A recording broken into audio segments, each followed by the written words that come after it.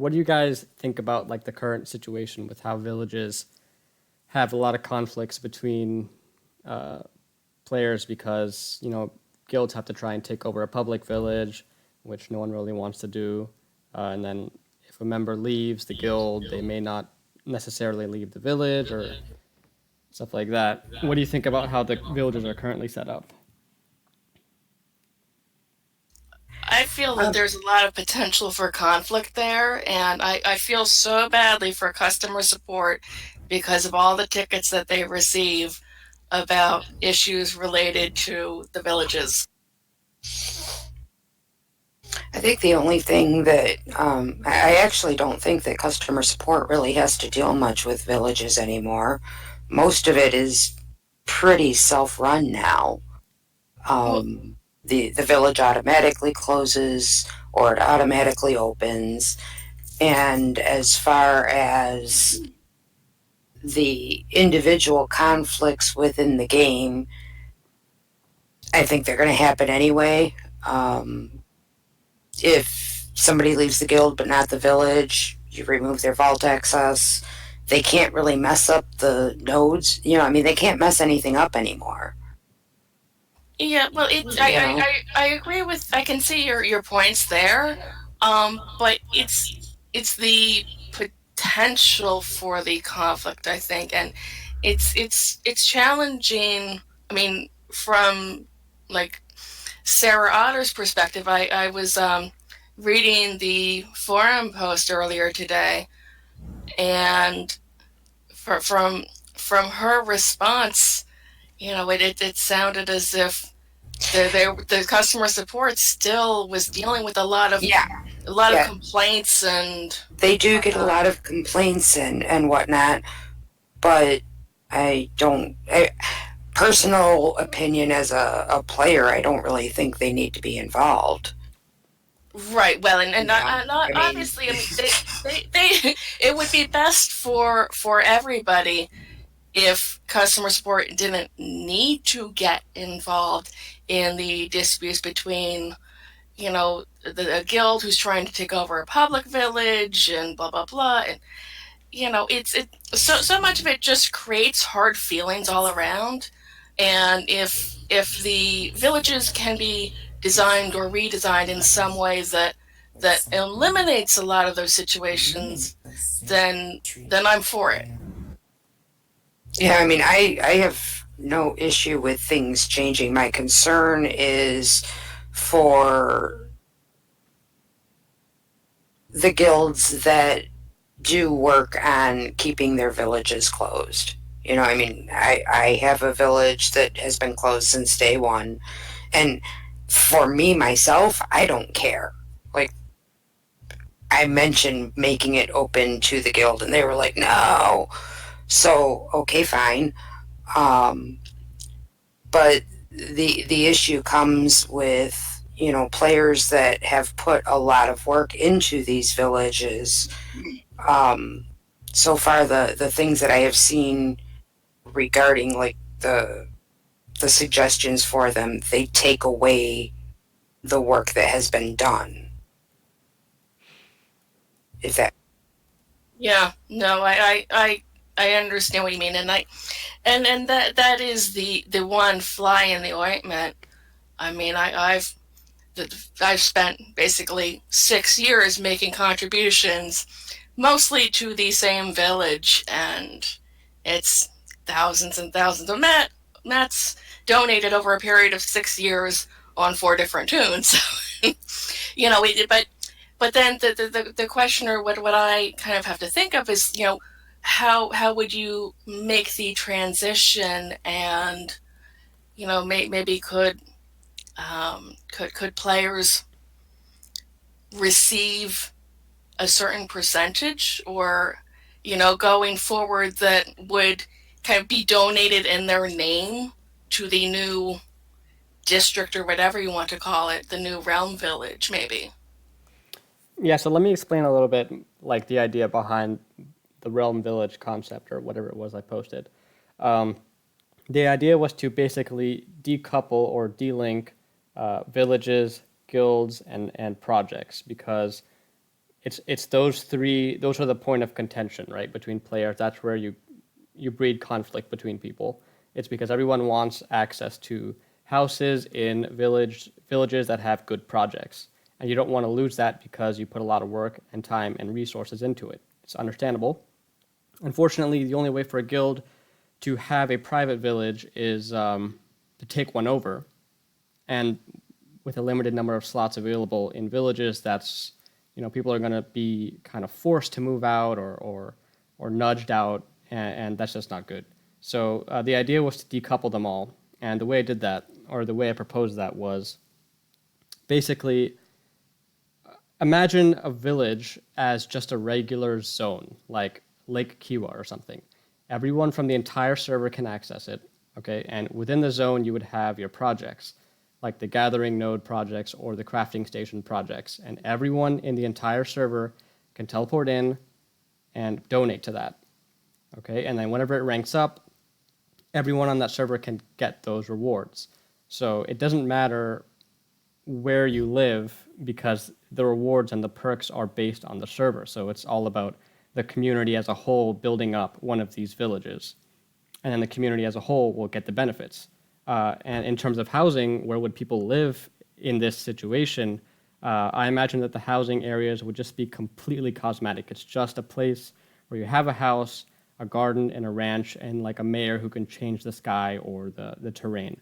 So within each of these sort of realm villages that are located on the map, you would find a portal, and then the portal you could just go to like one of the random housing instances, place our house down, and that's it. It doesn't matter if you move from one housing instance to another, you're going to be able to retain all of the progress on the projects. And then the final part of the equation, what happens with cornucopia? I imagine I don't see any problem with cornucopias and rare gatherers both dropping from the same nodes. I don't see that as an issue, because if you have like the nodes that you build up in the realm village, so imagine it's Lake Kiwa, for example, you build up nodes there. You could get cornucopias there and rare gatherers, or you could go into the wild and find the same thing. I don't really see why that would be an issue. What would be the point of doing gathering projects then? It would be entirely so you could have a safe zone. So the nodes in the wild aren't necessarily safe, but the ones inside of these villages are, so that if people want to gather safely without monsters, they can do that. But you're going to have villages in existing, my head doesn't wrap around it. Well, I'm not saying it's an existing zone. I'm just using Lake Kiwa as an example of like what it would kind of look like. Maybe it's not going to be Lake Kiwa. It's just I just wanted to give an idea of what the zone itself would look like visually, but it's not an existing zone. What's the problem with the current model, TUCAV? I see a few problems. First of all, say you're a new guild, and you want a private village. What are your options? Well, your option is one option, which is to go find a public village and take it over and get like a bunch of people inside of it, convert it to private status. Okay, now what is the result of that? We did that. Right. And a lot of people, and that's the only way to do it, unfortunately, and sometimes that can cause problems. I know that there were a few problems that occurred when we did that back when we were privatizing our village. There's 60 slots in a guild and 60 slots in a village, and if there are people in the village who don't want to leave, those are slots you can never fill in the guild, because a lot of people don't really want to join a guild without a village. Understandable, but shouldn't that be the change of focus instead of changing the way it's built out from the get-go? Shouldn't we be allowed to remove from village if they're no longer allowed to be in? Well, that's the other side of the coin, right? So say you're a resident of this public village, and then a guild comes in one day all of a sudden, and then after like years of building up projects, you get kicked out. You see, like that kind of flips the switch there. Like it's not really fair to either side, the way the system is, and that's where you have these fights and these conflicts and the drama that goes on, because people don't want to be pushed away from the projects that they've spent. I think people on US1 have spent like close to a decade on some projects. So imagine having to leave that village that you spent so much time on. I had that happen to me on US 3 actually, where I wasn't in the guild. They wanted to turn a bunch of people moved in. They wanted to turn it into a guild village, and basically it was like what they did was they locked the vaults on me. I had been helping out, putting stuff in the vaults, all that stuff. Then I got locked out of the vaults because I didn't want to join that particular guild. Right. So in the end, it's not. Neither side is happy with that compromise. That's the problem that I see right now. Another problem that I see is I have several friends that enjoy the game. They just are not interested in being in a guild. And they end up then having to find a village where they have really high levels, but the villages aren't developed. So I don't really think it's fair to them to kind of put them in a position to have the best village. They have to be in a guild. Right. And not only that, but for guilds that prefer to remain smaller and they have a private village, they're basically forced to recruit in order to keep their numbers up. Otherwise, their village is going to turn public. And then who knows, you might get like a vault raider or whatnot coming in. So it also forces guilds to keep having to recruit, even if they don't particularly want to grow to the larger sizes. Couldn't that be fixed by adding more villages? That's actually where we came from, because back in the day, guilds could create their own villages, but the problem that arose from that is you had a bunch of new guilds on the block. They'd make their own villages, and sure, it would be fine for like a few months, and then eventually, as things go, some guilds will start to die, and then you'll have like a private village that only has like 5 to 6 members in there, and this would keep on happening to the point where it would take up a lot of server resources because more and more guilds would keep on making new villages and new villages and new villages, and they would all be private, and it would just have a really bad effect. It would just have a giant overflow of all these villages. That I was seems under like a the leadership impression issue. that even under the old system, if you drop below, I think it was 30, your village became public. It did. Right. And my suggestion way back, I don't know, like a month after villages were created or whatever, was that if a village population drops to less than 10,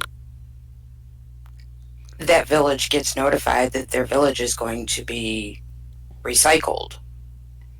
And then after, 3 or 4 days or whatever, the village gets recycled. Those who are in the village lose their house and they have to find a new village. Yeah, And That to and me that seems way- like a leadership issue. And that way, like, I know US2, I've heard US3 and US1 and the European server. I don't know about the Germany server. But I've heard that they all have villages that have less than 5 people in them. And if those villages were recycled, then a guild could create a village again. And it would be an ongoing cycle. Then again, though, that you'd have the problem of those 5 people that maybe that was a guild village, they dropped down to the 5 people, but they've got the stuff pretty much fully things. They don't want to move to another village where they're going to have where they've got to rebuild it again. Well, then they can, all the but if they have 5 people in the village, they should have been recruiting people to the village. That would depend on if they were officers or not. That were No, it wouldn't, because the village goes open at 40. But what I'm saying is like if the people that are left, the 5 people that are left, if they're not guild officers, they can't invite anybody to the guild to build. No, but up. they can invite people to the village. True, if it's open, yeah.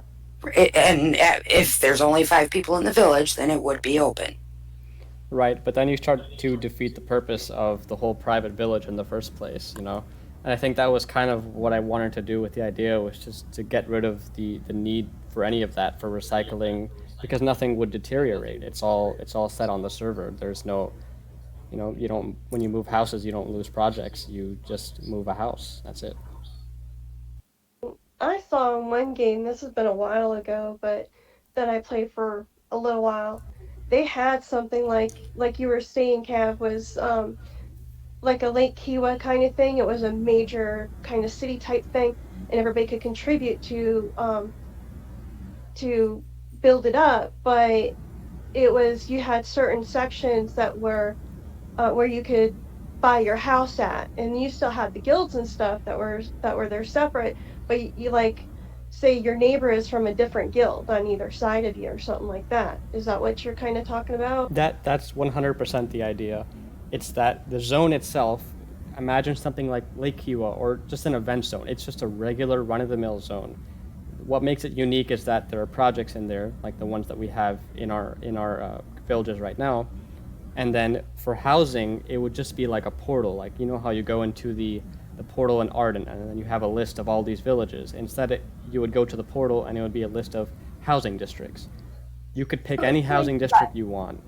It'd really be like having Ardent City as the realm that you're talking about, Yeah, and then because all the nodes are there and all of that, so the projects would be there, and then when you wanted to go to your village, you go through the portal, just like you go through the portal now, correct? right. Or you could just teleport to like your house directly from the map. And where would guild vaults be located? Um, I think I mentioned that a little later down in the thread, that I think that guilds could have a private guild hall, and all that would be is just a Okay. small zone. It would just have like a vault, maybe a few amenities, no housing whatsoever, just like some vaults, maybe some I don't know, trophies or whatnot. If you're not in the guild, you can't access that guild's hall. And that's it. Like if you leave the guild or get kicked out of the guild, there's no, there's no squatting or any of that, because it doesn't matter where your house is. Your house is not I dependent or understand there's linked to no the hall. housing. I understand that. But I'm asking about the guild vault. Right, that would be in the Because, hall, the guild hall. That So that could be kind of inconvenient though, because so many yep. times, I think about, like, earlier today I was restocking the guild vault, and I was running back and forth between my personal vault and the crafting stations and the community vault. Yep. And that's the only drawback there that I see about having the guild vault in a separate location from your crafting stations and everything else. Well, I mean, maybe they could just have a guild vault located as a project somewhere in the actual, like, the giant village as well. I mean, they could make the guild vault maybe accessible from a menu. I mean, I don't know how they plan to do Oh, it, but if that's it's a cool possible. idea. Yeah, yeah. Because I mean, it's just having the access to the guild vault from the locations where you would most likely, want to be Right. using it. Yeah. I mean, they've made it now so that you could call a vault out of nowhere with that one toy or something Oh, that's from right. that. So I Yeah, think the I think it order. would definitely be possible for them to do something like that. But yeah, I agree that would be a good idea to have like maybe a menu option for getting into instant access to the guild vault itself, and then you could still port to your house or something if you Yeah. wanted to get into your. Yeah, exactly. That could even be a tab maybe on the vault that's in the big village or in the big, public area. Yeah, right. Yeah, it Like could same. and you, if you're in a guild, you've got, just like now, it's there, but you can't, or you don't see the guild chat if So you're would not in a the guild. would the guild vault then um like right now the mayor takes care of the vault. um I'm assuming that whoever is the um how would you set the rankings for the vault, I guess is what I'm asking. I I think would assume. Yeah, I think the Since it village would rankings, like the current village rankings, could port over fairly well to the guild side. So like the guild leader would be able to restrict stuff, and then officers could have access to the restricted vaults, or regular members could access any general vault. I think that would work pretty fine. I think a simple solution for that is best. Sometimes, though, you have a person that's not an officer, but is a big contributor. Yep. That can that takes care of the vault. That you want to have access to the vault, right? But you don't want them to have the guild officer. Right, like the person. I've got two people that take care of the village vault for me. They do, they organize it, and the whole 9 yards. They have access to the restricted vaults and everything else. Neither one of them wants to be a guild officer. Well, maybe it could be sort of like a permission. You know how you could set permissions for. I mean, if we could set it up similar to how we have it now, and maybe have one extra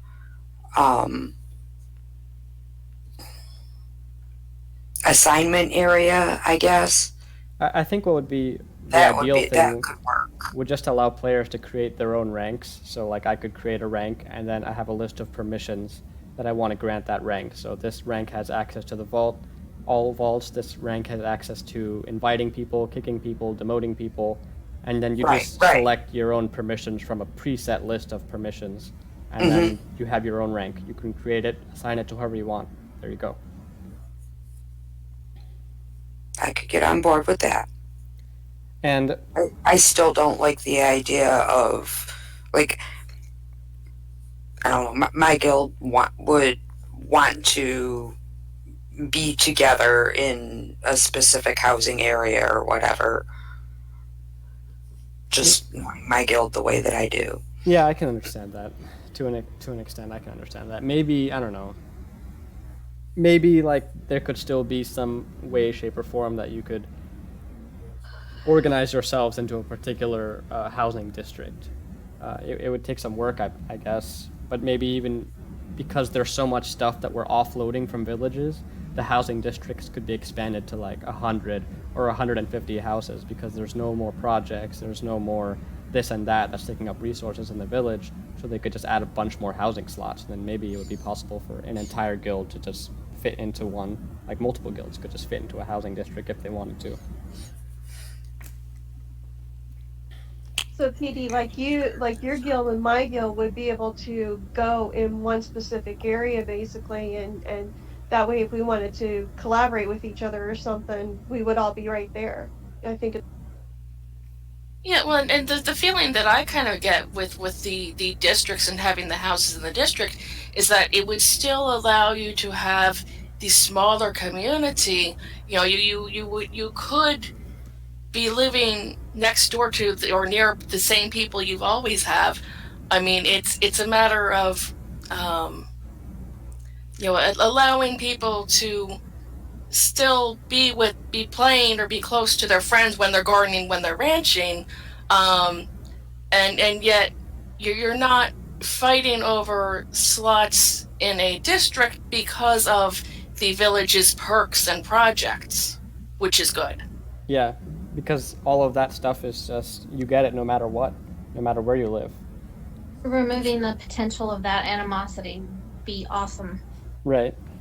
And I think realistically, what would end up happening with this kind of an idea would be that the village projects would be gone, because there's no way to set it up fairly for everybody, because you've got some villages that are completely done. You've got some villages that, have these projects done, but not these projects. I mean, it's all over the board. Right. The only way that they would be able to do it would be to say, okay, you know what, the village projects, they're done. Like, you get all of the perks from, having the crafting stations or, whatever. They would have to do that. Here's an idea. What would happen? It's mostly the conversion process that would be the tricky point. So, like, what would happen if, say, they looked at all of the village projects in all of the villages on US 1, say, and came up with like an average maybe or a ranking, and then took that combined ranking and put it forward to the new system, so that with the new system where you have these server-wide projects, instead of starting at 0, you're starting at like 10% completion maybe, or something like that. Well, the fact of the matter is that I would say probably 70 to 80% of the players in the game expect to have the crafting stations maxed. Like, they have their crafting stations maxed. They have the benefit of the XP bonus and the faster the faster crafting and the enhancing and Sabeth and like all of the crafting projects. They're done. Oh, I know. Okay. I mean, my village has almost everything maxed out. Exactly. And So, I mean, I wouldn't want to give up everything. so but- to lose, okay, if you lose one stage of your crafting projects, if you go from, what is it, stage 9 or whatever it is right now, to stage 8, you lose the ability to enhance level 90 stuff. How many people is that going to affect? There's going to be a huge backlash. Yeah, I agree with that. That would. They would have. Or you can't enhance it 5 times. You can only enhance it 4. They would have to complete all of the village projects, and realistically, with the setup that y'all are talking about, there's not really an option. Like, they would have to say, okay, you know what, we're taking out all of the village projects and we are going to add in the XP. We're going to make the crafting faster. We're going, these are going to be the default things. They could make enhancing based on your crafting levels or, whatever. But, and then have Wellspring, which is a repeatable project, have that in each district, and it could help out the people within that district or the server or whatever. I think sometimes sacrifice is necessary in order to get something greater in return. Like, I understand, like, no one likes to lose things, but I think looking at it from this perspective, the amount of what you gain in return, I think, would outweigh that loss. But it would take time. I like I said, I think they would just have to just say, okay, you know what, the crafting or the village projects are done.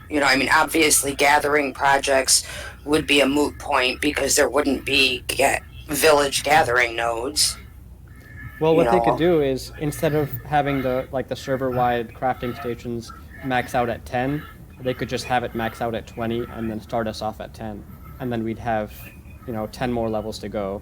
And we have all of our current Right. and I'm not saying add new ones on top of that.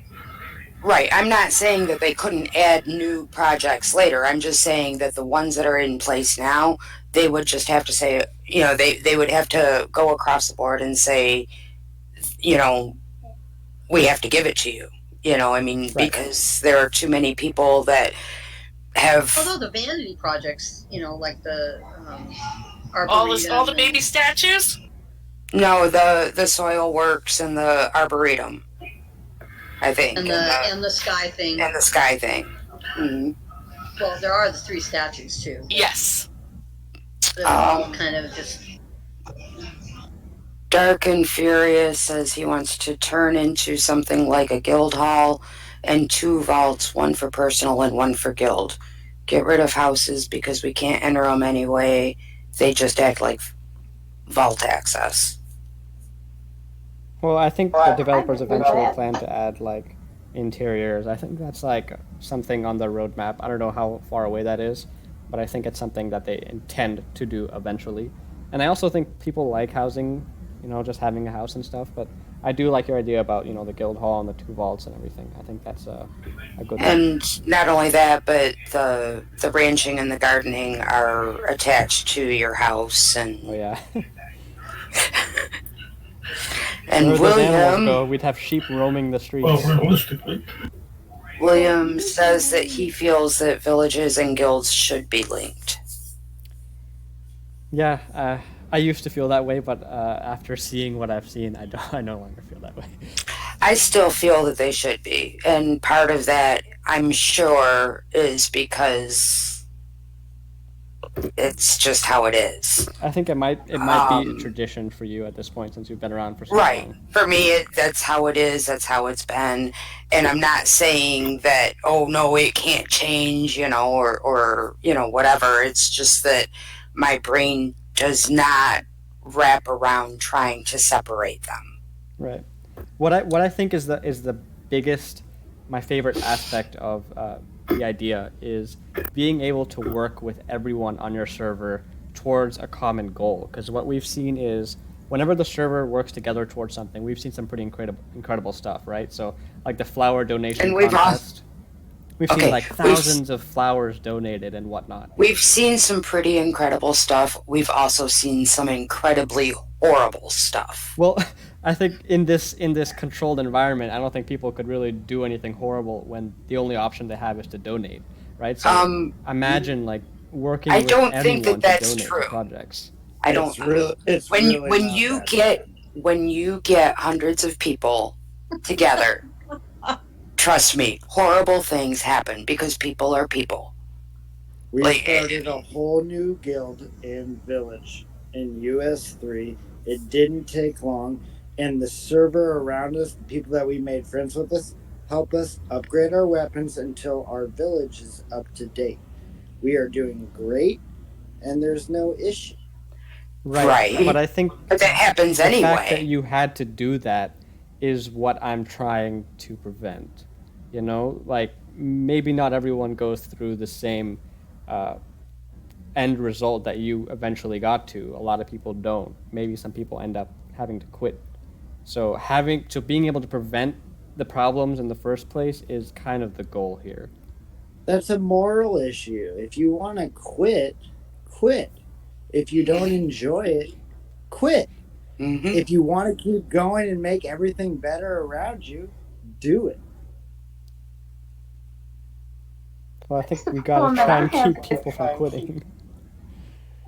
I have it set up right now is like, okay, you're out here and you're not in a guild and you're friends with people in guilds and people that aren't in guilds, and then you decide to join a guild and you join the guild, and then all of a sudden you're the guild, you're the village, or it's just like it's just like you've been pulled apart, and then you get the guild started over, and then what's the village? I mean, what in the world is the village chat for if it's not for people that are in the village but aren't in the same guild? I would just like to see an area or it more arranged like regulars. I mean, my family, we do things together, but we don't all enjoy the same things, but we all kind of live in the area. So I kind of like the idea of being able to be in an area where there are people that are not necessarily in my family, but my friends. That's called a server. Yeah, and that's the idea, is to make it about the server. What other topics did you have? Let me scroll up a bit. Well, does anyone have any like last minute closing, suggestions, improvements, or feedback, or just alternative ideas to the whole conversion process? Make leadership transferable earlier. Other than that, Okay. Okay, well, in that note, then I think we can go to the next topic. Let's swap to how about sockets? So yeah, I made a poll, I think a week ago or 2 weeks ago, with some questions about sockets, and one thing that was unanimous in the poll was that people felt that they needed sockets in order to perform well in combat, right? And this goes against the fact that as a community, we tell new players don't use sockets until the end of the game. So what happens, right? New players don't really enjoy combat that much because they aren't able to customize their gear. They're not able to spend sockets on new spells because they're trying to save all of them for the end of the game. And I think that in the end, sockets are really limiting the customization factor of the game because they're only useful at the end. And then you can't really explore the depths of the gear system until you get all the way to the end. And so that's the problem that I have with sockets right now. And yeah, so go ahead, share your thoughts.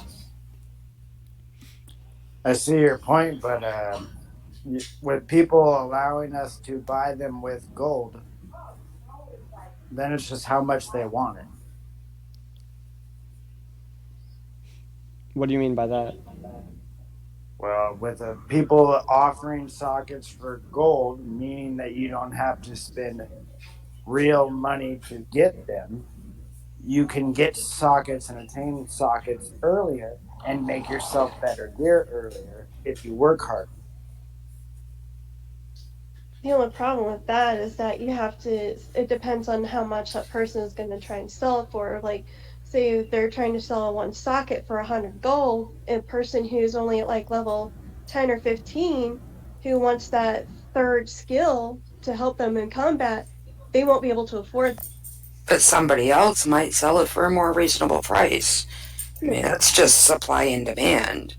That's just regular auction house stuff. And by all means, do you really need socketed gear at level 10 or 15?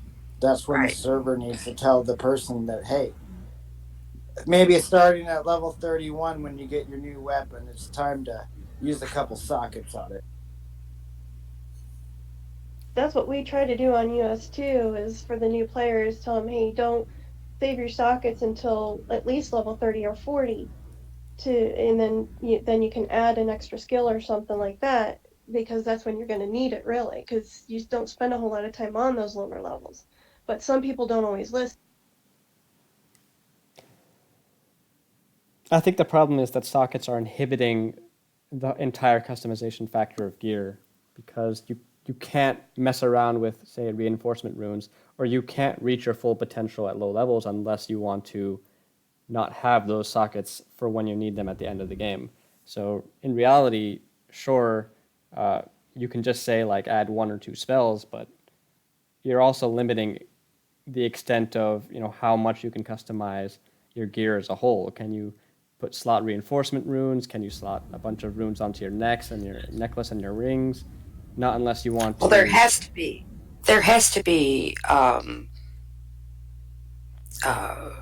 a limit as to what you can do with your gear. Yes. No. And that's what sockets do. I agree that way. I think the biggest issue, we tell them to wait to use their sockets, and then by the time they have to use their sockets, they don't know how to do it. I think the biggest issue is we don't give them enough time to show them how to properly use them for when they need them. That's a good point.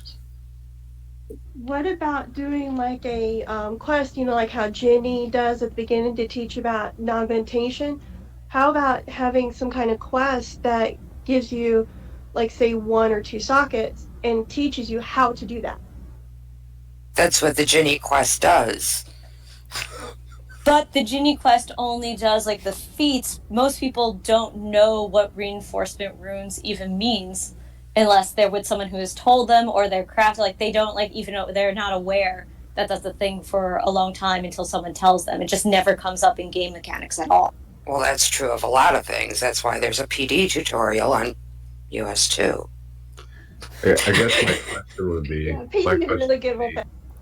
well, I do that. I would like it better. Like, for example, if I am switching out a lower level reinforcement for a higher level of the same reinforcement, or even like that it wouldn't cost me a socket, because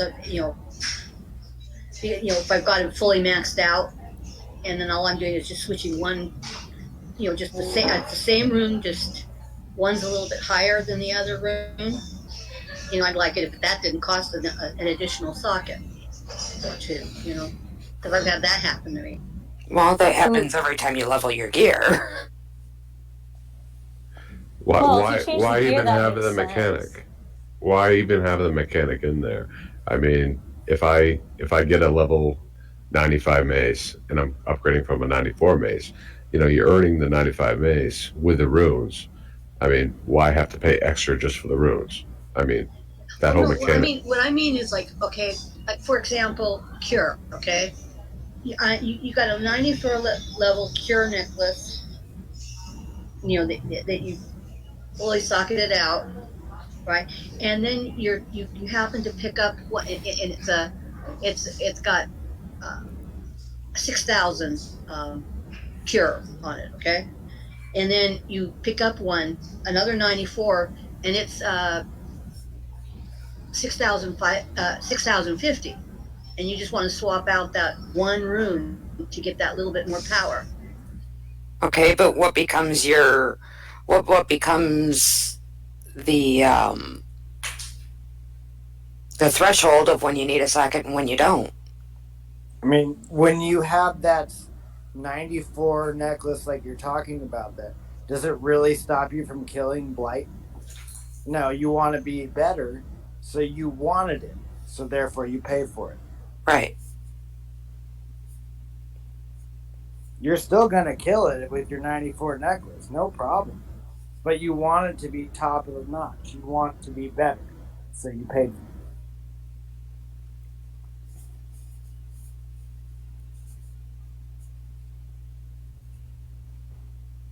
I seriously hate the sockets.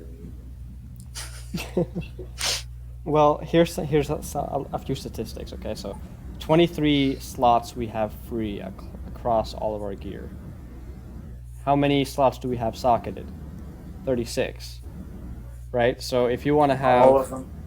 a full set of socketed gear, that's 36 sockets, and that's pretty expensive. And even if you don't want to fill all of those, say you want to fill 30 of those, that's still quite expensive.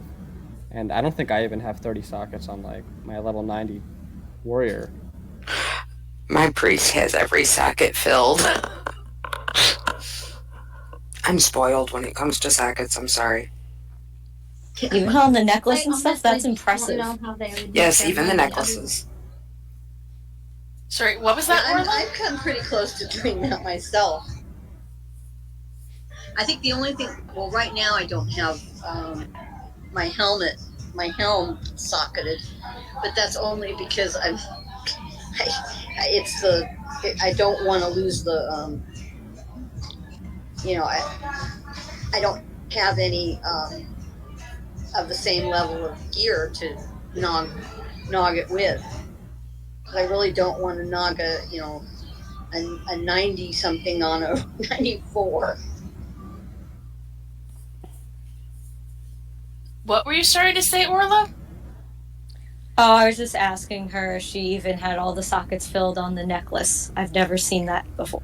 Yep. Yeah, I do necklace and rings. Wow. Wow, that is a lot. I was just looking at my necklace now, and I'm like, wow, that's a lot on a necklace. But I also, I'm like I said, I'm socket spoiled. I was on Ardent Society back when the Ardent Society gave sockets every month, and so it's just I have a whole bunch of them saved up. So I don't think in terms of saving sockets, I guess.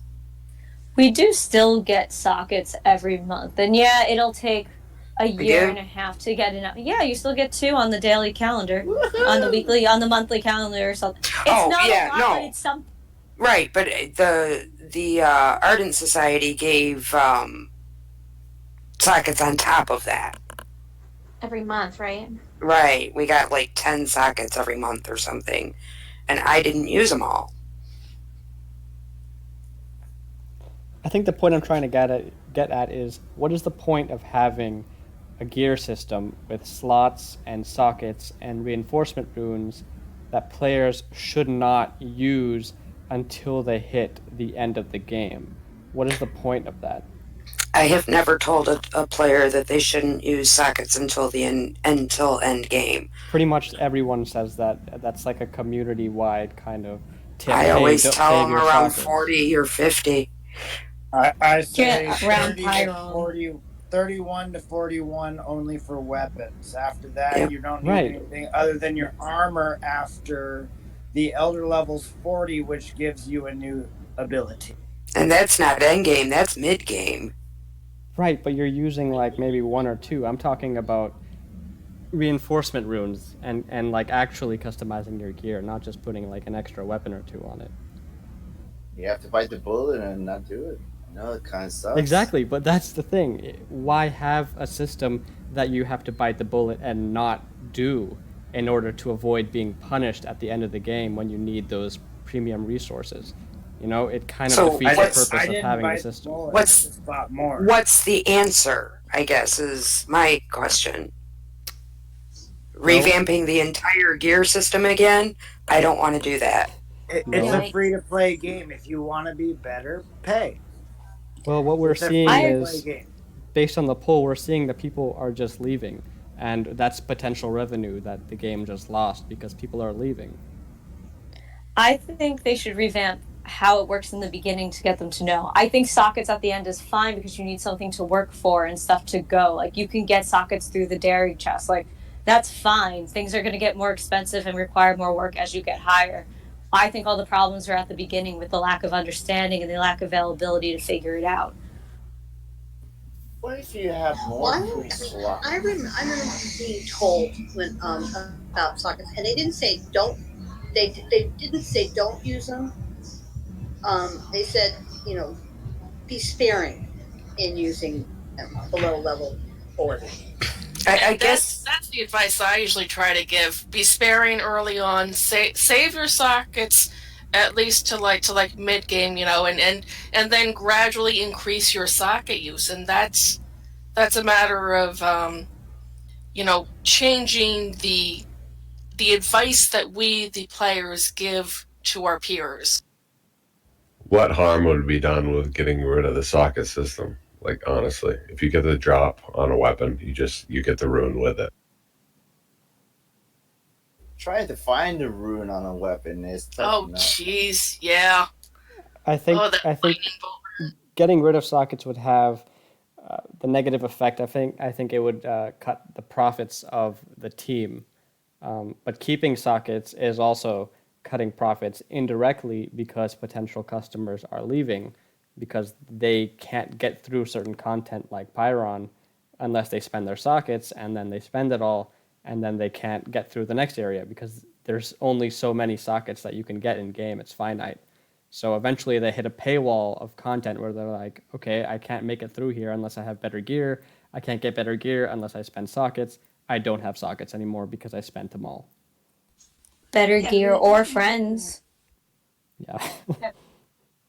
I have an idea. I always buy daring chests and get sockets out of there. Like someone said before, I've got a lot of sockets out of the red chests.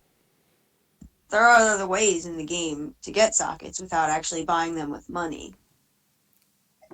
Personally, I don't like the idea that every 5 levels I have to stop and start over again. And I don't really, I'm not opposed to having the sockets and using the sockets. What bothers me is that I have to continually use sockets for the same thing over and over again. And I just, like I had to message out and saying, I'm looking for a dropped or looted mace with smite. I don't want anything except just the rune on it, and it's like, well, now I've got to replace this one little one right here, and then in 5 levels I'm going to be looking for another one to fit in this little level right here. I think that's just part of like leveling up though. Like you have to upgrade all of your weapons and armor. Well, what do you all think would be a fair number if you wanted to completely maximize your gear with sockets? How many sockets should it cost? What is a fair number for you all? 300. Oh my god. I'm still gonna beat you, Valiant. Don't worry. Okay, I need like a serious answer now. What would you I mean, say? that's hard to say because you got. If I want to play with my gear, if I want to go from holy and just say hey, I want to be shadow, like there should be some leeway. It shouldn't be so tied to like I have oh shit, I have oh crap, I have 10 sockets in my bag. Yeah, You know, exactly. I'll sell you some sockets. Don't worry. No, it's not about that. Okay. So what would you say like planetary? Would you say like 20, 25 would be a fair number, or 10, or 5, or fewer? I mean, I don't know. It's a hard thing. I mean, I ripped through my sockets for Yeah, crying out loud. It's I a lot didn't of know people any do. better. it's not the actual number of sockets that you can't say 10 sockets is fair or 15 sockets is fair. I think we I can. mean, no, we can't because each item of gear has a different number of runes that you can put on it. Right, but you could just average it out, and like reduce a few Like, from the helm and the armor and a few from the necklace. In the end, it will average out.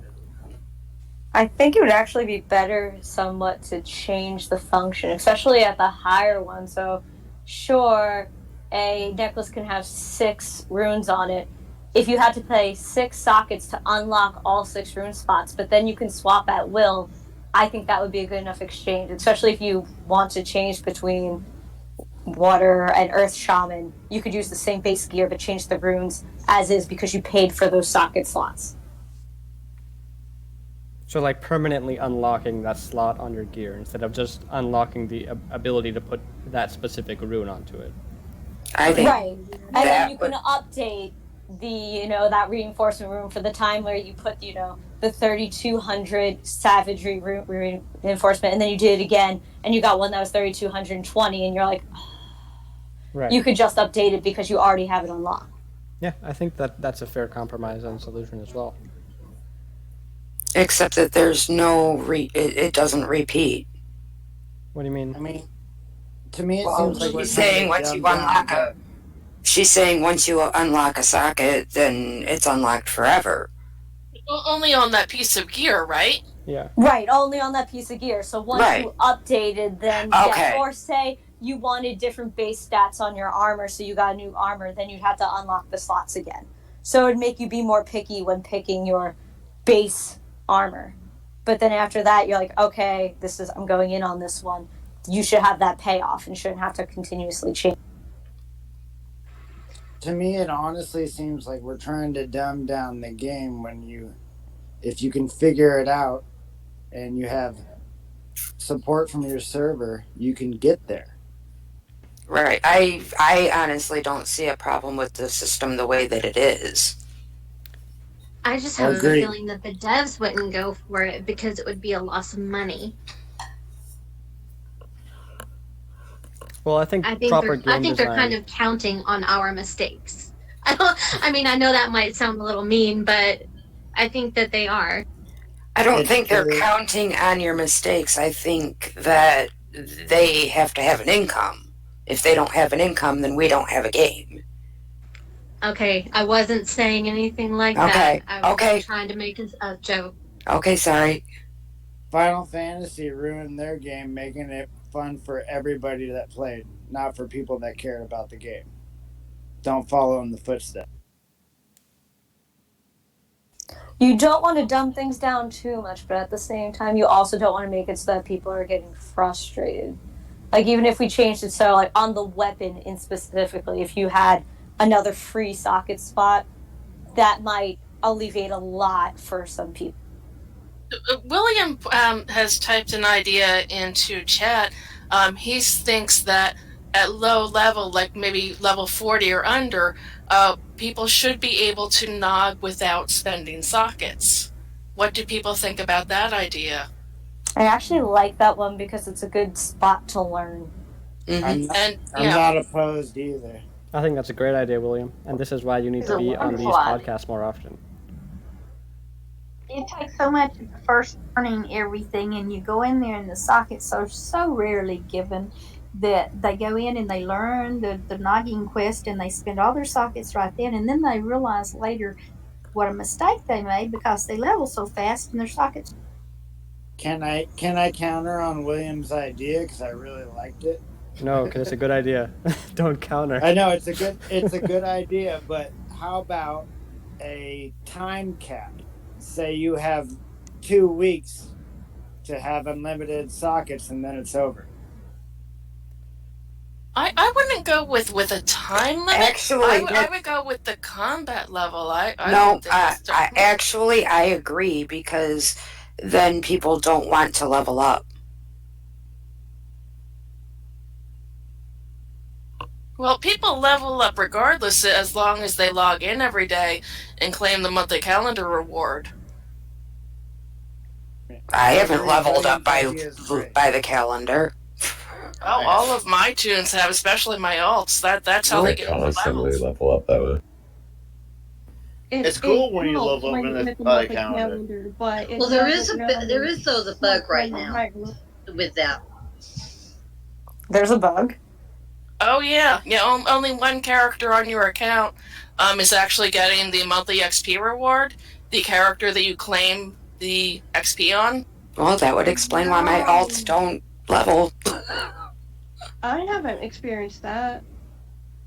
I have. That's no bueno. William, you got to post that on the forums, pal. Agreed. Agreed. Okay, so I think that pretty much I think that would solve the socket thing for me, honestly, because okay, here's the important thing. Once that level cap gets like hit, whatever threshold it is, players need to be made aware that it's going to cost them sockets from here on out, and they need to be given some sort of tutorial or breakdown about how that works. Otherwise, their habits are just going to lead them into spending everything that they had. Yep. So I agree, but I would like a time cap. People that sit in their mom's basement and power level, or a level cap. So it's like time or level. Offense taken. Well, Wow. I can see a problem with time because I know for me, okay, I did not start even. I mean, I had absolutely no clue about sockets. Even after doing Jeannie's quest, until someone explained it, and at that point, I was already in my 50s level wise. That power leveling comment just made me think that the time cap would absolutely be an awful idea because you can get into the 60s or 70s in 2 weeks, no problem. Yep. That's what my point was. You have 2 weeks or hit level 30. After either one of those things happen, you're done and it goes away, and then you're informed about the idea, which was. I think the time cap is redundant then. I think the level cap's fine. Or if you get a weapon that drops with a rune you want, you just slap it on your weapon. It's crazy. Planet, your voice is like 20 decibels deeper than I was expecting. If I heard your voice outside my door, I would be frightened. I'm sorry. Get ready to rob us. Okay. So I think I kind of like that solution, and I think we had some good ideas for sockets. So let's move on to the next thing, which is. Oh, could I have my idea? Yeah, go for it. I was reading one of your posts, and items level up. And when you level up, it actually unlocks a slot for the weapon. And you can spend a socket in case you don't want to level up the weapon. So it gives free-to-play players a chance to have a fully stocked weapon. And in case you want to speed it up, you can always use a socket. You always can spend money on it in case you want. That's why. Yeah, I think that would be a good idea to add as well onto the forums. I think we got some really good suggestions here. Okay, so the next thing I kind of wanted to talk about, which is also a hot topic on the forums, was class balancing, right? Because we're seeing some posts from people about how warriors are not balanced right now, or how priests are overpowered, or how hunters are overpowered, so on and so forth. What are your experiences in regards to class balancing? Do you think that it's balanced right now, or not at all?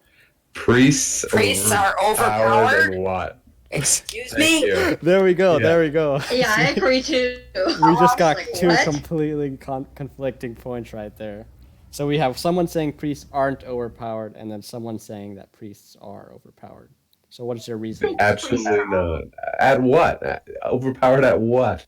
Well, As a tank, Fishing? and there being very few priests available, except for my wife, on most occasions, priests are My hit is generally like 1,000, I think, at level 93. I mean, I've seen priests who deal the most damage out of anyone, including like hunters and wizards, and who can take aggro from my tank, which What kind not of priest though? But they, holy number priest. one, It was a holy priest. what kind of priest? Holy. Number two, they probably don't have anything going on in their healing and stuff if they're doing that kind of damage. No, he's We healing do too. have some priests that, I mean, we've got a couple of priests on US2 that, you know, yeah, they can tank just as well as any warrior, but they have like one or maybe two healing spells and no shields. Okay, so what about the priest on US2 who soloed the dungeon? That would have been the one that I'm talking about. And do you Sprig. feel that that's unbalanced, that one person can solo a dungeon? I and don't get know. bronze? I don't know what he did. Like he probably posted a video. used Dereg chests. Or the Dereg potions. He probably used other. He pays a lot into the game. No, he posted You a know? video, and I saw the whole video. He didn't use any of that stuff. He And just soloed it. okay, and when was that video? It's been a while, but even back then, Okay. it was impossible. You know, I mean, that particular priest, number one, is not built like 99% of the priests out there. Yeah, he didn't build his character. I know who you're talking about too on US2. He didn't build his character to be like a regular holy priest. He built it to have heal a little bit. He wanted a tank. Yeah, exactly. Okay, my tank can't solo a dungeon. Okay, well then talk to bring Sprig and find gingerbread out. next Talk- time. Talk to Sprig and find out what he did to do that. No, but I mean, my tank is a You know. warrior. I understand that, but what he's doing with his priest, you might be able to do with your warrior. No, that it doesn't I don't translate like see that being possible either. I can't heal myself Nope. with my warrior. Because I think that it's all related to stats. I see Tweety here, and I'd like to hear her Oh man, contribute. Holy Priest is so overpowered, it's not even funny. I have never, ever set any of my Holy Priests for combat. Ever, ever, ever. I cannot get the combat out of her. I don't care how hard I try. From the very beginning of where they did all this resetting on talents and everything like that, I have always set her for holy. All she has is glowing gold everywhere. She has the holy tree maxed out, and she can, from the day one, she has gone into her combat level or higher and been able to solo the bounties and not have any problem staying alive. That to me is overpowered when that is not my objective at all, and I can't get it out of her. She kills Okay. most just by walking If- by there. If she can, she should be able to kill bounties. Yes. Well, I Like can any solo class should be able to solo bounties. But I don't want to. I don't want to do combat. All I want is just Well, my then don't. healing stuff. Yeah, Then Tweety, we need a dungeon run. that's why I'm saying it's overpowered, because I'm not even trying to look at anything Okay, with combat. But I And want my there's priest so to much be. there. But I want my holy priest to be able to solo stuff. I don't want Right. to have to rely on somebody else. Or you can't. Well, I'm really happy that they made all the classes able to solo. Exactly. I agree with that Some too. some games a priest cannot solo. Some classes cannot solo, and they need a whole party. Trust me, this game was that game for 4 years. Oh, I I had to have remember. Yep. I had to have somebody with me at all times. I do not want to go back to that. I don't think anyone wants to go back to those days. I think we're just talking about how powerful an individual class can become. Wizards used to be the kings of area of effect damage, but now nature hunters are. And Have they just like, taken the role from them? I did notice that. Nature. Nature Nature. hunters are absolutely Well, domating dungeons. Like I could, We're Okay. pretty I would rather have awesome. one We are nature hunter. absolutely awesome. I'd rather have one nature hunter than 4 wizards with me in a dungeon, like hands okay, down. the problem that I think that we're seeing is that okay, my priest does a fairly okay job on DPS. I do not take aggro from anybody. Okay, and if I have to do like a 70 elder at level 93, I can do it, but it's going to take me a good 15-20 minutes. Okay? I can heal really well. I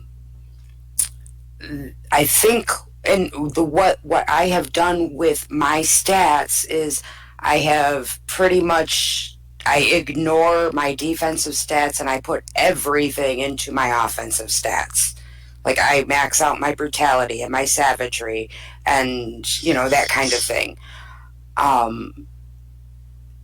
don't know what Sprig does to his priest. I know that he is incredibly powerful.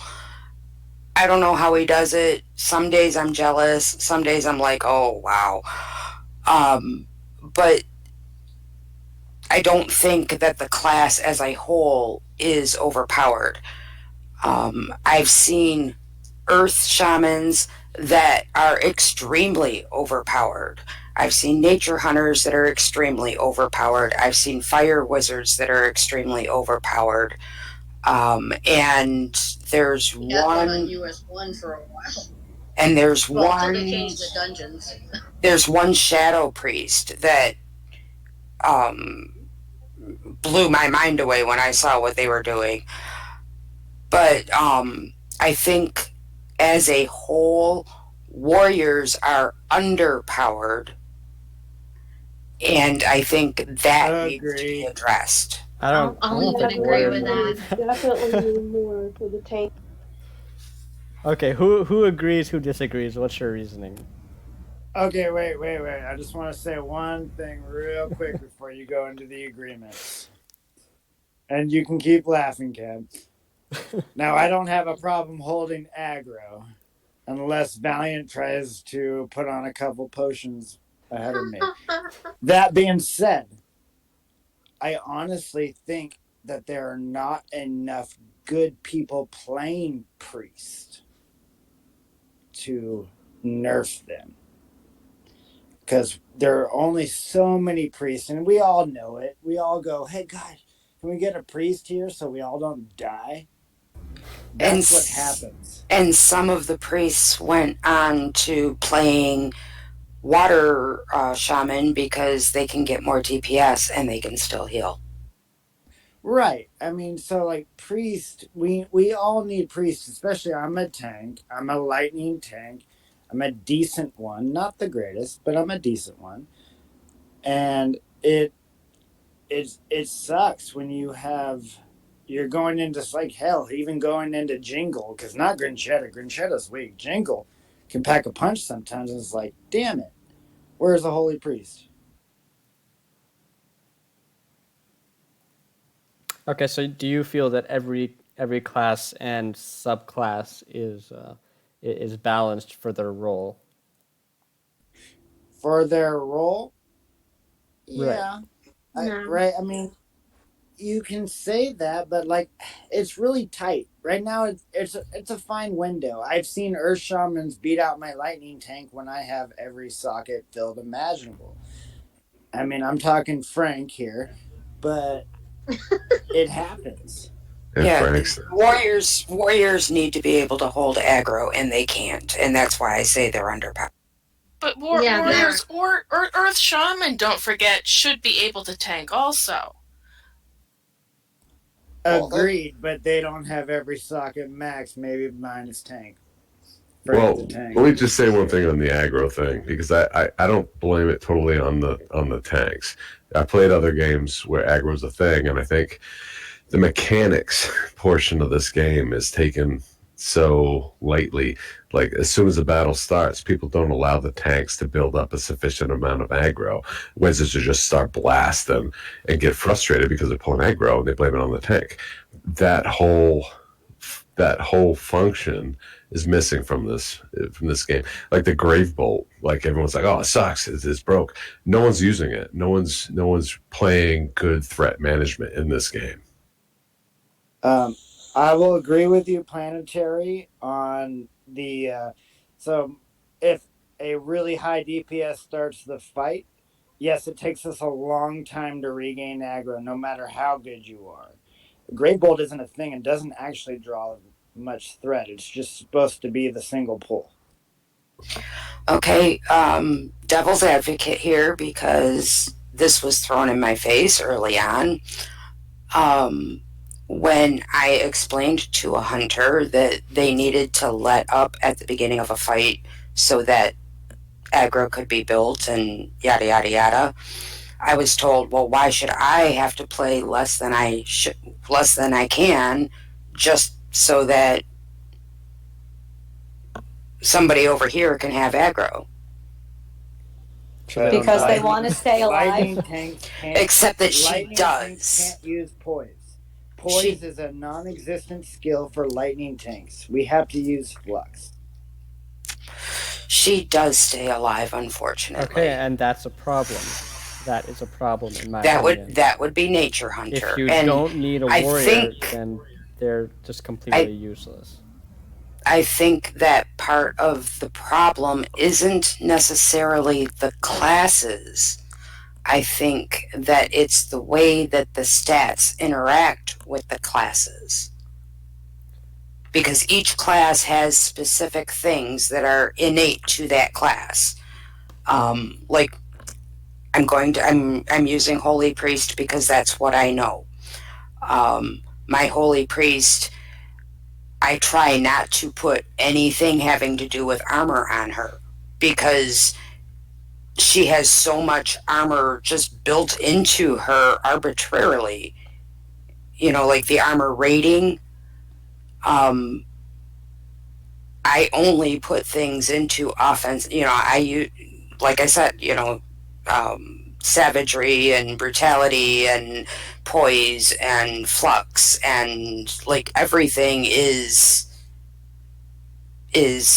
on the offensive side, because I try to get the attack rating to be equal or greater to the armor rating. And it takes a lot of work just to get it to be equal to.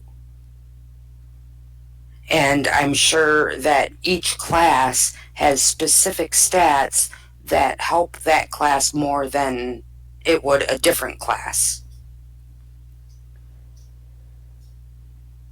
Just saying, lightning tanks can't use poise, because if we're taking the brute of the damage, we can never fully activate poise. Yeah, you can if you have a good priest.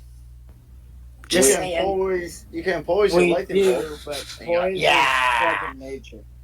Just saying, you can if you have a good priest. But for priest, you know, poise is like super effective. You know. Every class but lightning tank or earth shaman, poise is effective. I don't use poise. So to answer your question, no, priests are not overpowered. Okay, so I'll throw something else at you No. then. Okay, so say you have a water shaman and a holy priest. Should they be 100% equal in their healing output, or how would we differentiate between the two? Like, what Well, makes them unique? Shielding and healing. Right. the priest has more healing power and less offensive power, and the shaman has more offensive power. And yeah, they've got the healing power, but not as much of it as a priest. Has that been tested yet? I don't think I haven't seen any high level shaman That's in US3 yet. that's my understanding of how it's supposed to work. From what I have seen, and this is my personal opinion, I don't have any facts to back it up, but just what I've seen, it looks like the shaman on both sides is overpowered. Like, Yeah. they take everything away from the warrior, and they take everything away from the priest. Yeah, I'd say that a water and they- shaman would outclass a and- holy priest any day. And they take some things away from the wizard. I think it would be cool if we had more things that were curable that the holy healer needed to cure us of. We So, already no have a status ton effects. of crap. Cure cures a lot of stuff. Meet Like, me Cure in is Arden. overpowered. I have Cure- chilled blood. Meet me in Arden. I will say this. I think that Cure is an overpowered spell. Like, you can't get by without having Cure. If you don't have Cure, you get yelled at by the entire server. Even a Shadow Priest uses Cure. Uh-huh. You know, because it's a mass spell. You know, I mean, if you have Cure and you don't have mass Cure and you're a holy priest, trust me, you get yelled at by the entire server. Okay, so it's what you're all saying that you feel that the classes themselves are balanced, but there are individual players who can play specific classes that can somehow reach like levels to the point where they're pretty much overpowered. Yes. So I think I can agree with that. And I also I see some of the overpowering coming from some of the hybridization. You got to take elder levels into effect as well. yeah, And I do know that Elder levels do that. I do know that Sprig is hybrid. I know he does use shadow spells. okay. So yeah, okay. So that I think I made a thread on that a while ago called the performance gap. It's the gap between your casual, your regular, and then your hardcore players, and how wide that gap is. And I think the developers that was afterwards the developers did that giant nerf that took everyone down a peg, but I don't think it changed the fact that people can still get massively overpowered if they know how to work the system. Exactly. And the system is not intuitive, so it's only like those select few people you'll find on every server. Yeah, there's probably like 5 people on each server, like Yeah. one of each class or whatever. Frank is one of them. You mentioned him, Jeff. Frank, and he's also the holy priest I was talking about on US3. Like he is overpowered. Immortal. yeah, he is immortal. Like not only just his name, but he's immortal. Can't But be that would be that. Sprig. I've watched him when he plays. He has every buff on imaginable, Yeah. and I've seen it. I I know he's not yeah. doing anything wrong.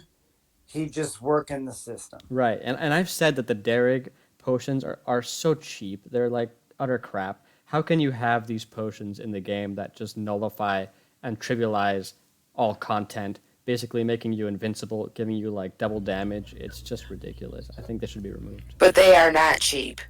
No, I mean cheap as in they are cheap, not they're cheap to buy. The concept is Hey, Right. time out. I'm free to play. I've only bought every socket I've ever owned with gold. okay. My point is, like, yes, Immortal's using a cheap like Cav is saying. excuse because he paid for it, which is fine. I I'll don't win in know. the I don't end. think. I don't think. I don't think we should have stuff like that in the first place. I don't understand why I mean, we might as they well just have be able those to pay, potions. pay to like get to level 90 with 5 rebirths. Just put that in the item shop. I mean, honestly, I did this without 100% experience bonus, so I don't get it at all either. Okay. So, does anyone have anything else to add on overpowering or class balance or performance gap between players? No? Okay. I think that's a no. Yeah, make me stronger. Then that means we only have one final thing to talk about, and that is the rebirth system. Do you guys feel that the rebirth system is good for player retention?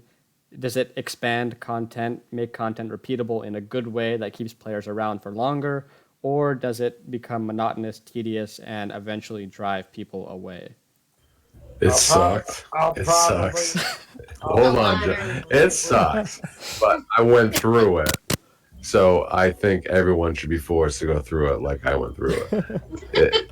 I will I Simple. think probably leave with this, if you guys will please let me. I have not done my 5th rebirth because I will lose reputation, and I already had a lot of reputation before I do my 5th rebirth.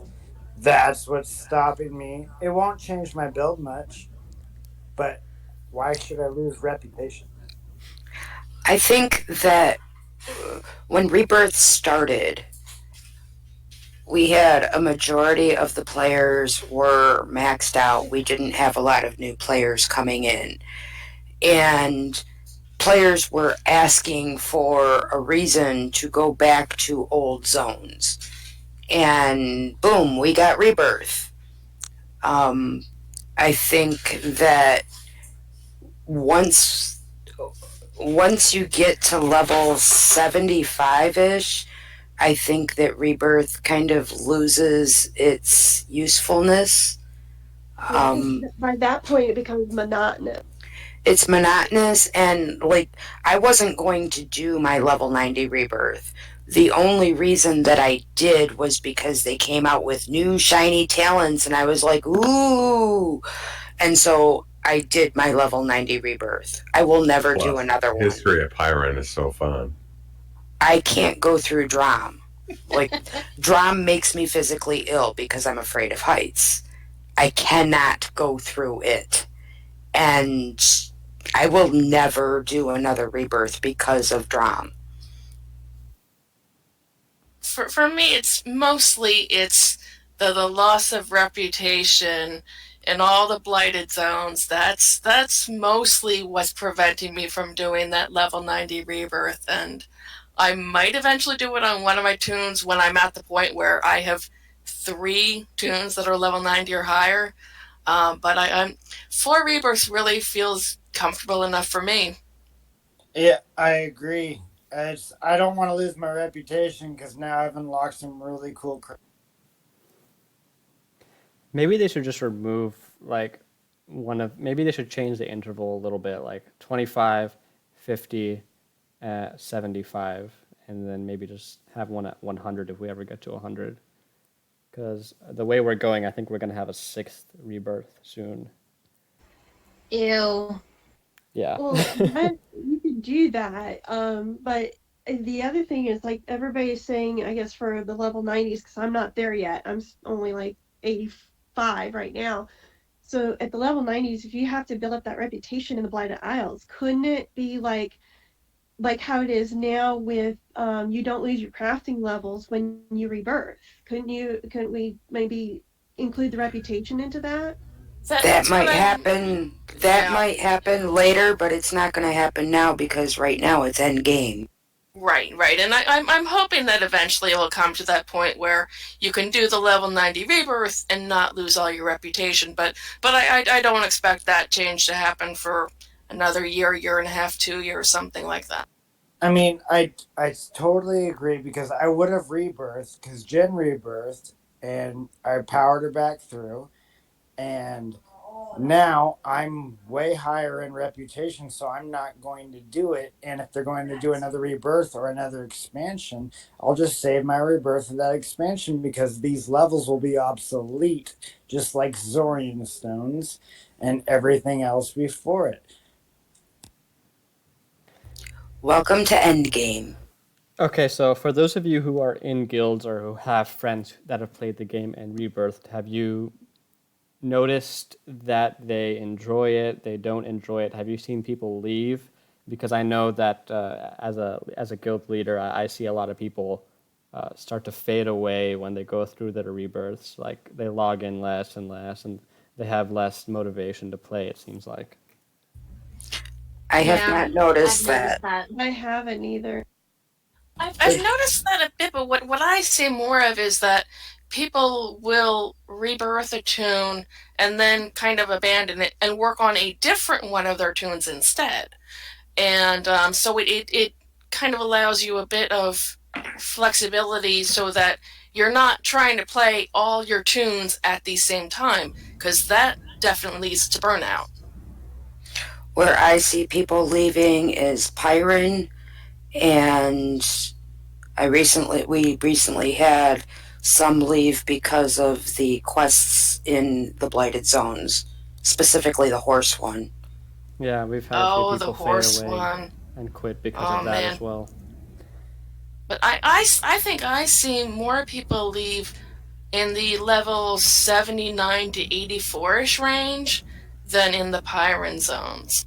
Well, that's because there's not enough really, even on the daily side, for Zero trying to quests. level yourself up. I mean, like me, I just went through trying to get to 86, and it takes a huge amount of time and I'm sure it does at the higher levels. The higher you go, the more experience you need. But once you get through the story part, there's pretty much nothing that you can do in like say Darktree Woods and stuff, except for doing bounties, and you can only do those once a day. And daily dungeon runs are a thing of the past.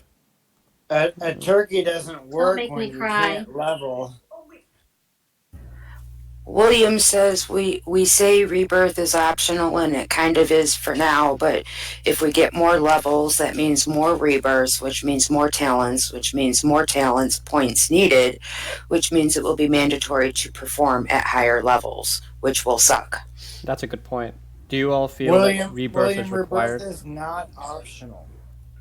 Yeah, I don't think If you rebirth is want to optional be anymore. strong, I think the rebirth is a first must. I think the first four are required. The fifth one, I have 5 talent points sitting in my bank doing absolutely nothing because they won't benefit me anywhere. Which really is very much like how the talent points were back before Starfall. So, would you describe rebirth as a fun activity or a necessary evil? It's fun. Necessary evil. Pain It's in been the too. When I did it, it was fun, but I had been playing like I was level 74 when I rebirthed, and I did all of the rebirths together. So I'm not a good judgment for that. Like it was fun for me to go back to the zones that I hadn't been to in years and all of that, but that's not how it is now. You read the story? The story changed. Like the whole story is so different from when I went through. See, when I did my I was rebirth, just talking in general because I've never read it once. Oh yeah, I've read it every time. see, I was lucky when I did my rebirth. But like when I came through when I was level 75 and went to rebirth, there was no main story. Like that all of that didn't exist. Okay, so what? So, in terms of quests, do you prefer that the quests reset upon rebirth, or would you all like it if the quests did not reset, or have the option to choose not to reset your quests? I would like it if the side quests didn't reset. I think you need the quests for the XP. Yeah, you need the quest for the experience. If I've they don't never done a reset, you single don't get quest on Rebirth. experience. I haven't done They a single they quest on nerfed Rebirth. rebirth experience for the higher level rebirths. If you rebirth now at 90, you'll get very little rebirth experience for the beginning portion of the chapter. Therefore, you have to do all the quests over again just to achieve the same rebirth experience you once had. But I think you need the quests for the experience because I mean, once you get the first like 20 levels when you go through rebirth are you can do those in a snap. But then once you get to say level 50 or 60, I don't remember where it was that I hit the wall, but I was looking for experience. You know, I mean, you need those quests to be able to get back to your level. I tried explaining this mechanic to people that I used to play Warcraft with because I moved on from that to this, and I'm like, yeah, I'm playing this game, and like you reach every certain level and you start over, and it's almost like the game it's making up for lack of content by making you redo old content for what 20 talent points, and it's. I mean, I don't understand the total point of it. It sucks. I did it, and I did all my rebirths, but at the same time, why? Yeah, Yeah. I agree. That's Yeah. exactly my sentiment on that. That was the idea. It was when it was first introduced. The idea behind it was to give people repeatable content, and by that, basically just making us repeat the content we already did. And at the time, it was cool because all the stuff in the lower level areas was new. But yeah, now it's just kind of a pain to go through for me personally. You also got to think of the player base too. Like if you're trying to get some 19-year-old kid to play this game and be like, "Hey, you're gonna get to level 60 or level 30, level 45, and start over again and again and again for 5 talent points," they're gonna be like, "No, this game blows." It's just Right. straight facts. I think that's why we have so many older people in this game. It's because you guys have so much more patience. My 12-year-old gave up in a week.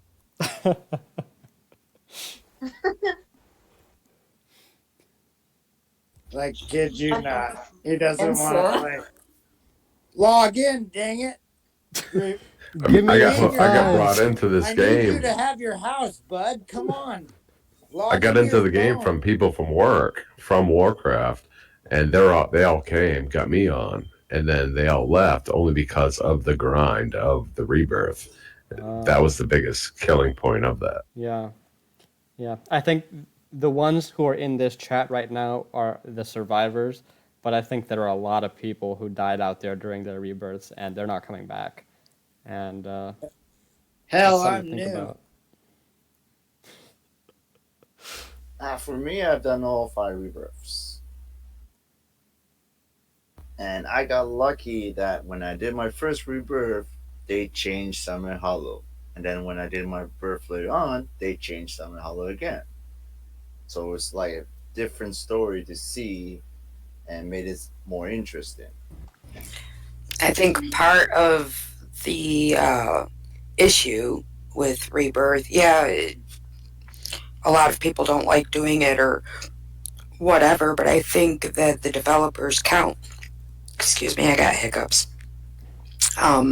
They count on people doing it because they need the time to create the new content. Yeah. I can see that. This is an indie game. This isn't a world-class developer, so we gotta be patient. So therefore, everybody here is old. You called me a dinosaur. I said it. Okay, so anyone have anything else to add on Rebirth, their experience with Rebirth, a friend's experience with Rebirth, whatever? The only thing I can add to that is like as far as like not substance or levels or anything like. The only thing this game adds, and which it should be taken into granted, is like the like you do like auctions, or if you do like the crafting parties, a lot of the content driven by the players, even though it's not supported in game, just like player driven crap. That's what keeps a lot of people here. So if they could focus more on that type of stuff, if that makes sense. Community. Yeah. Oh, Hey, Planetary. You know that we're holding a live auction and crafting party tomorrow night at 5 p.m. Oh yeah, Western I heard. time, Imp 8 talked about p.m. it a couple times. Eastern time. Odin- Get your craft on. Odin Hawk says City of Heroes has a system that allows players to do all of the class and origin based quests that they were not able to do before. And then William says that I've played way worse tedious games. Okay, so maybe like a branching quest, like in Kronk Island, where you have the option of telling that girl whether her boyfriend is there or not. If there were like better versions of that, like longer versions of that, where you have different kind of storylines, I think that would make Rebirth a little bit more fun. Yeah. I've said before, I think we need more quests and Grogol and things like that to help with it. I came to this conversation late, Cave, and I'll say this. I'm probably one of the people that likes the Rebirth system. Okay. And I typed this into the chat before I was able to get to a quieter place. I like it in part because just like having no PvP, it's one of the elements that I think creates a great system of equality within the game. None of us are... Did I time out? I was saying it creates a great system of equality in the game because none of us are superior from one another. If we're in level 90 today, we might be level 20 tomorrow and still need help with Lady Fate, same as any other new player. Yeah, I like that concept too. I understand your reasoning behind that. You didn't rhyme one word. I am walking off a train. I'm in an airport. You want me to rhyme right now? Okay. Did Imp show up? You walking rhymes. I got off the plane. I got on a train. Hi. There we go. Congratulations for getting off the plane. I think we do need more quests in the 80 to 85 zones. Yeah. Yeah, I can agree with that. There's a player on my server who's struggling right now. She was trying to get to pools, and then all of a sudden she finds out that she's level locked again. She completed the main quest in pools, and now she has to level up to 84 before she can move on to the next zone. And that kind of feeling of being both quest locked and level locked, I think that's what frustrates a lot of players, and that's where perhaps player-driven content. William had a suggestion or idea about allowing players to create their own dungeons, and maybe that's something that could be added for the higher level content. You know, dungeons used to do that for everybody. I do like the reputation build that they're going through right now. Even though it's early, and I do like that. Wherever it's going to end. Yeah, I could agree with you on that. The reputation and what it unlocks and everything through the blighted zones is quite fun. And I would love to know where each level is, because I have no clue when the next time we're going to unlock something. Yeah, there needs to be like an interface for that that you can access. I think it's listed somewhere. You gotta talk to some random NPC. You gotta find them first.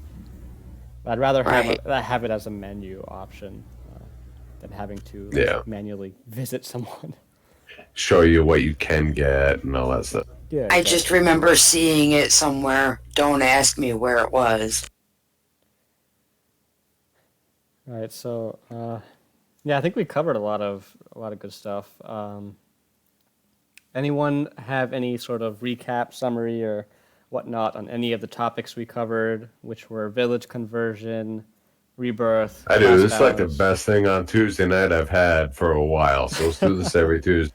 Yeah. I want to do these more often. It's just finding a time where like I have a couple of hours of silence. That's the hard part. But hopefully, like I can train some other people to do the recording as well, and then I can just upload it to the channel. Like I'd be fine with that. Or we can Tuesday just talk. Tuesday is great because we don't have plentiful gathers to gather. Oh, that's a good point. That's a very good point. But I mean, even if Cave is busy or whatever, people can still talk.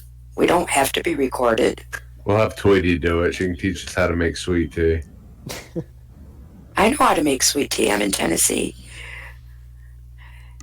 Wait, can I hear Tweety talk again just for my southern withdrawals? Yes, you can. Jeff, it doesn't sound like you're going through any withdrawals right now.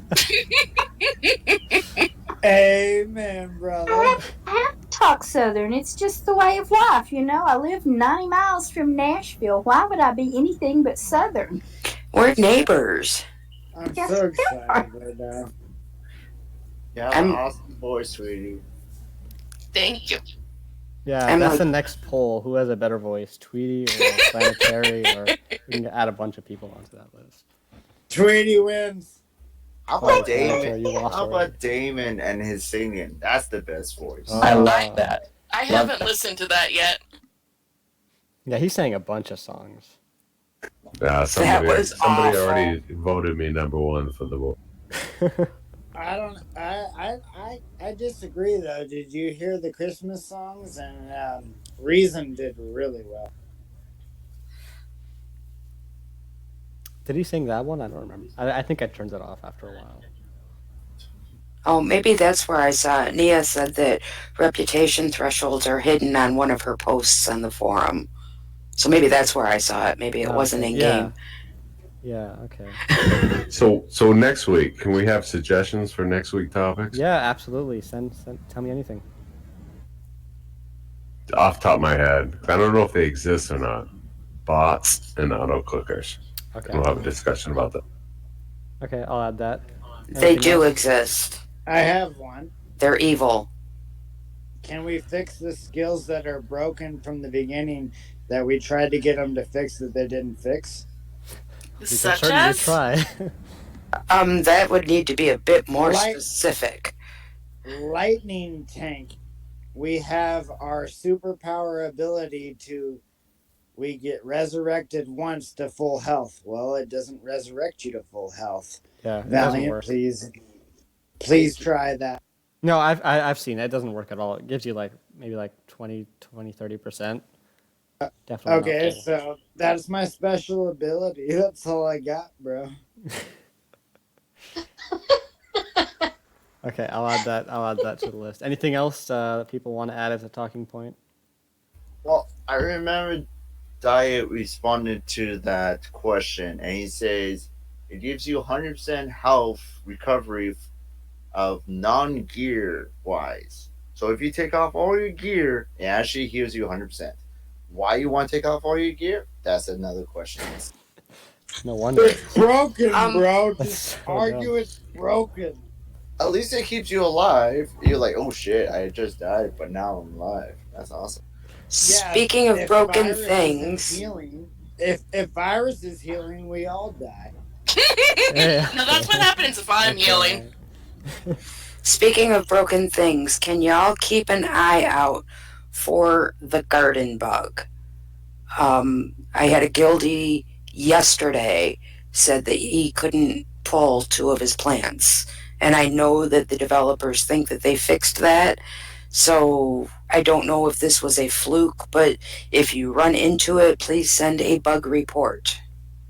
Will do. I haven't seen that bug come up since they posted that the last time that they thought that they had finally fixed it. I haven't run into it either. Yesterday was the first time that I've heard about it.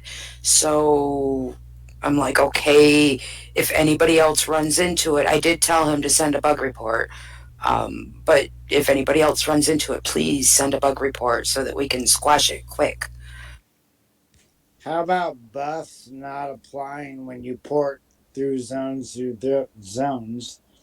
and buffs just magically don't apply, and then it tells you that you can put that buff on over and over again, and it won't hurt.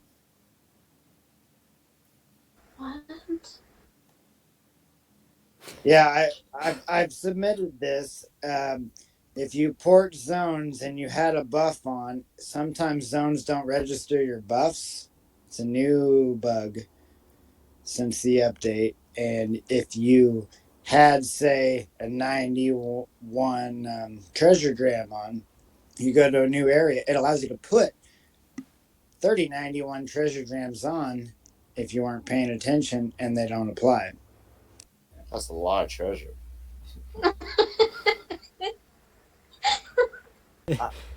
One thing that about the rebirth, I wish they added more. Instead of just giving you talent points, I wish they gave you different outfits you can wear or different stuff. So you're talking about maybe in addition to having like a choose your own adventure, different choice of quest lines you can pursue, also having some different rewards in addition to the bonus talent point. And different cosmetic outfits or mounts or so. Like, just give the rebirth something more rewarding.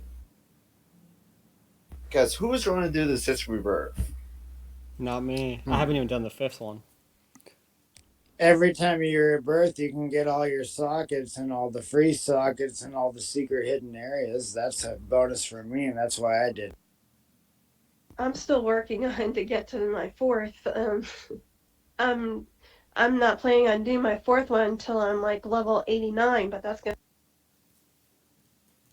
And I really hope they don't do this idea. One game I played, you have to rebirth to enter a zone.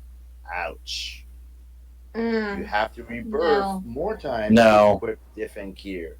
I know, I really No. hope they don't do that. It's a moot point because they haven't done it. That would be so rough. Yeah, I agree. That would not be a good idea.